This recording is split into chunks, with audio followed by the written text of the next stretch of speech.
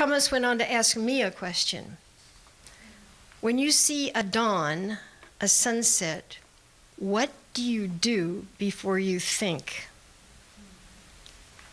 I responded by saying it was more of a feeling than a thought, to which he replied, it is the incipient movement of soul that responds first. So I thought incipient means hidden. This is a hidden movement of the inner life.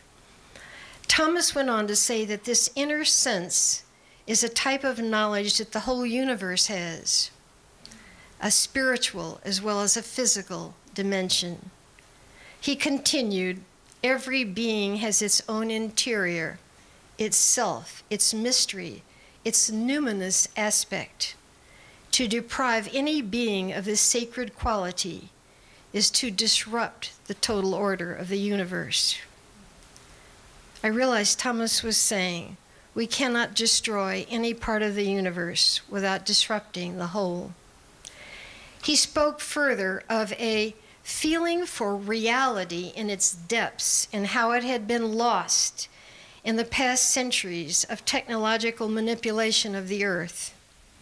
The mythic, visionary, symbolic world with its sacred qualities was lost. And because of this loss, the earth had been assaulted with an irrationality that claimed this was a better way to a more humane world. We had given away our own interiority, our very souls, to the objective reasoning mind.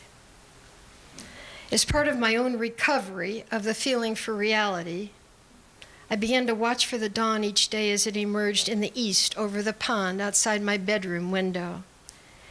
There was at first the darkness lifting slowly, the skies beginning to lighten in anticipation, and then the miraculous moment of the transformation, when the sun makes its majestic appearance, as it has been doing since the first day of creation. Before any thoughts arise, there is nothing inwardly but a sense of wonder. The presence of the divine is palpable as light returns from darkness. Thomas was teaching me that we could learn to see and feel more through our sense of the sacred. And this is the final moment I'll tell you about. In the weeks before the end of his life, Thomas and I had many special moments together. I would arrive at 10 o'clock on Thursday morning and knock on his door at the Wellspring Retirement Community, and he would muster a cheerful "come in" and light up as he always did when I came. He would be sitting up in his leather chair, tucked into a sort of a flannel blanket with a blue and yellow Indian motif, looking like the distinguished elder that he had become, but with a youthful grin. I would ask him, "How's yourself?" And he would chuckle and say, "I'm still in the game." Or some days he would say, "About 50%, but it was always with a smile. He would usually say, after he'd asked me, "What's going on out your way? What questions do you have for me today?" And I would have one ready that allowed us to move into the vast temple of his holy mind. I asked him one day to speak more about the sense of the sacred within each of us. He said, "Each of us has a spark of divinity, but," he added, "it lends itself to improvement, one might say." The world of the infinite is not revealed completely in the finite world. We are led to continually seek. That is why God gives us our daily bread. It is why we have to keep praying. It is not coming at once, after all. He added with a grin, "Love doesn't come to stay with just one kiss. It stays, but in a limited way that gets better over time." The sense of the sacred affixes within us in response to the natural world. It is all there in a unity that is different for everyone. God is present in every moment. In the sacred, all opposites are reconciled.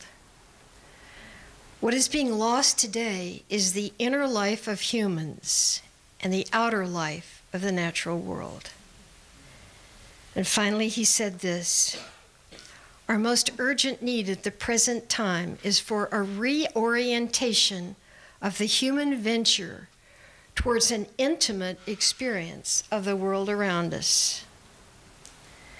Thomas Berry gave us a new way of reorienting ourselves with a new way of seeing, a new way of being, as he led us back to our own sense of the sacred and also forward on a universal pilgrimage to create a new future in the 21st century.